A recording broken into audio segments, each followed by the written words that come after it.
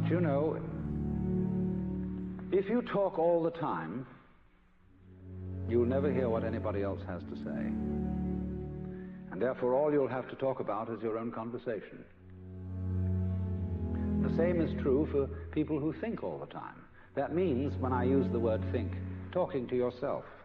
Subvocal conversation, the constant chit-chat of symbols and images and talk and words inside your skull. Now, if you do that all the time, you'll find that you've nothing to think about except thinking.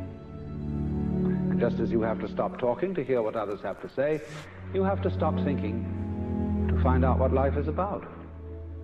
And the moment you stop thinking, you become into immediate contact with what Korzybski called, so delightfully, the unspeakable world.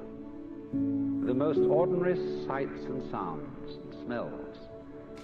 The texture of shadows on the floor in front of you. Raining again? All these things without being named and saying, that's a shadow, that's red, that's brown, that's somebody's foot. When you don't name things any longer, you start seeing. Because, say, when a person says, I see a leaf, immediately one thinks of a spearhead-shaped thing outlined in black and filled in with flat green. No leaf looks like that. No leaves. Leaves are not green. That's why Lao Tzu said, the 5 colors make a man blind. The 5 tones make a man deaf. Because if you can only see 5 colors, you're blind. And if you can only hear 5 tones in music, you're deaf. If you force sound into 5 tones, you force color into 5 colors, you're blind and deaf. The world of color is infinite, as the world of sound. And it is only through stopping, fixing conception on the world of color and sound that you really begin to hear it and see it. So, let me say again, I'm not talking about the ordering of ordinary everyday life in a reasonable and methodical way as being school teacherish and saying, nice, if you were nice people, that's what you would do. For heaven's sake, don't be nice people. But the thing is that unless you do have that basic framework of a certain kind of order and a certain kind of discipline, the force of liberation will blow the world to pieces. It's too strong a current for the wire. By the lady's golden locks, a fire rat.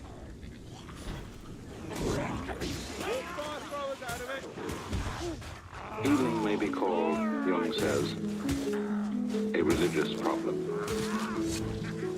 In the sphere of social or national relations, the state of suffering may be civil war, and this state is to be cured by the Christian virtue, forgiveness, love of one's enemies. That which we recommend with the conviction of good Christians is applicable to external situations. We must also apply inwardly in the treatment of neurosis. This is why modern man has heard enough about guilt and sin. He is sorely beset by his own bad conscience, and wants rather to know how he is to reconcile himself with his own nature, how he is to love the enemy in his own heart and call the wolf his brother, to reconcile himself with his own nature, how he is to love the enemy in his own heart and call the wolf his brother. The modern man does not want to know in what way he can imitate Christ, but in what way he can live his own individual life, however meager and uninteresting it may be. It is because every form of imitation seems to him deadening and sterile that he rebels against the force of tradition that would hold him to well-trodden ways. All such roads for him lead in the wrong direction. He may not know it, but he behaves as if his own individual life were God's special will which must be fulfilled at all costs. This is the source of his egoism, which is one of the most tangible evils of the neurotic state. But the person who tells him he is too egoistic has already lost his confidence, and rightly so, for that person has driven him still further into his neurosis. How he is to reconcile himself with his own nature, how he is to love the enemy in his own heart and call the wolf his brother, to reconcile himself with his own nature, how he is to love the enemy in his own heart and call the wolf his brother. If I wish to effect a cure for my patients, I am forced to acknowledge the deep significance of their egoism. I should be blind indeed if I did not recognize it as a true will of God. I must even help the patient to prevail in his egoism. If he succeeds in this, he estranges himself from other people.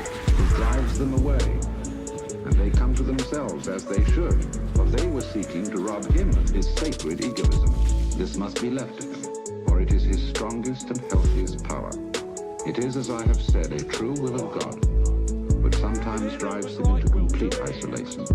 However wretched this state may be, it also stands him in good stead, for in this way alone can he get to know himself and learn what an invaluable treasure is the love of his fellow beings. It is, moreover, only in the state of complete abandonment and loneliness that we experience the helpful powers of our own natures. How, if he is to reconcile himself with his own nature, how he is to love the enemy in his own heart and call the wolf his brother, to reconcile himself with his own nature, how he is to love the enemy in his own heart and call the wolf his brother, to reconcile himself with his own nature, how he is to love the enemy in his own heart and call the wolf his brother, to reconcile himself with his own nature, how he is to love the enemy in his own heart and call the wolf his brother.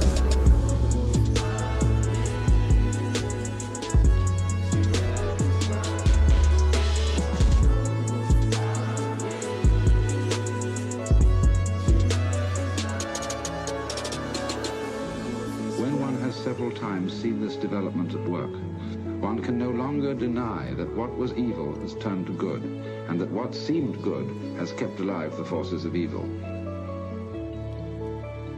The archdemon of egoism leads us along the royal road to that ingathering which religious experience demands. What we observe here is a fundamental law of life, enantiodromia, or conversion into the opposite.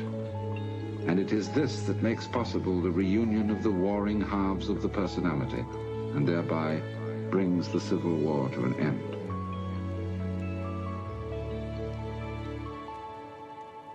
End of quote.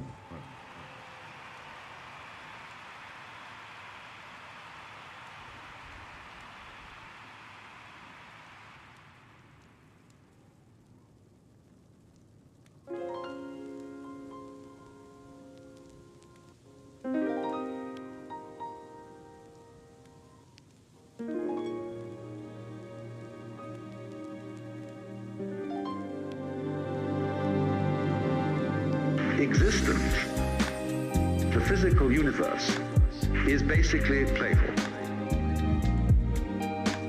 There is no necessity for it whatsoever. It isn't going anywhere. That is to say, it doesn't have some destination that it ought to arrive at, but that it is best understood by analogy with music. Because music, as an art form, is essentially playful. We say you play the piano. You don't work the piano. Why?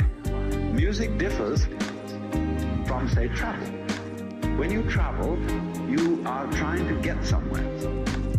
One doesn't make the end of a composition the point.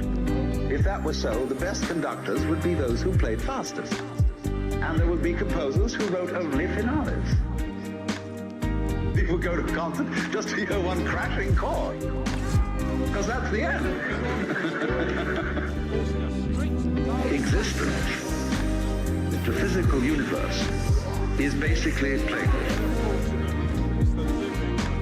There is no necessity for it whatsoever. It isn't going anywhere. Existence, the physical universe, is basically playful, but it is best understood by analogy with music. Because music, as an art form, is essentially playful. Say, when dancing, you don't aim at a particular spot in the room. That's where you should arrive. The whole point of the dancing is the dance. Now, but we don't see that as something brought by our education into our everyday conduct. We've got a system of schooling which gives a completely different impression.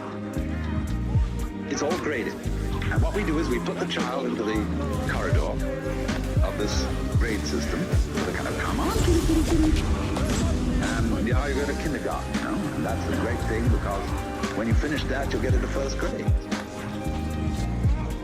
And then come on, first grade leads to second grade and so on, and then you get out of grade school, you go to high school, and it's revving up, the thing is coming. Then you're going to go to college, and by Jove, then you get into graduate school, and when you're through with graduate school, you go out to join the world. Then you get into some racket where you're selling insurance, and they've got that quota to make. And you're going to make that. And all the time, the thing is coming.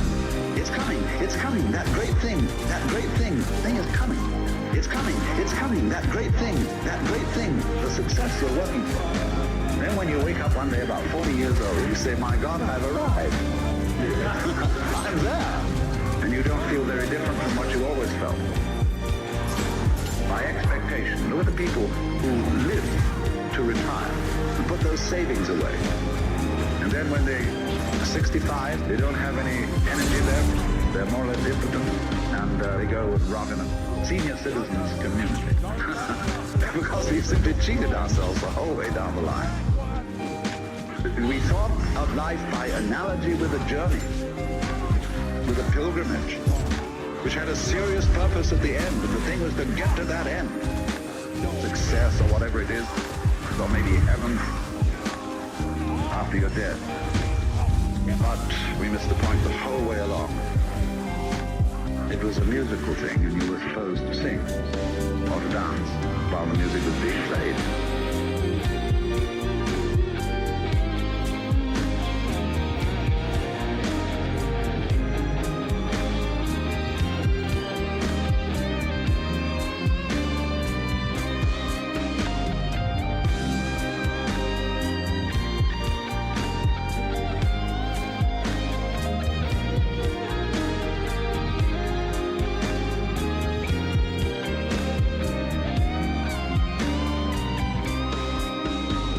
Existence, the physical universe, is basically playful. There is no necessity for it whatsoever. It isn't going anywhere. Existence, the physical universe, is basically playful. But it is best understood by analogy with music. Because music, as an art form, is essentially playful.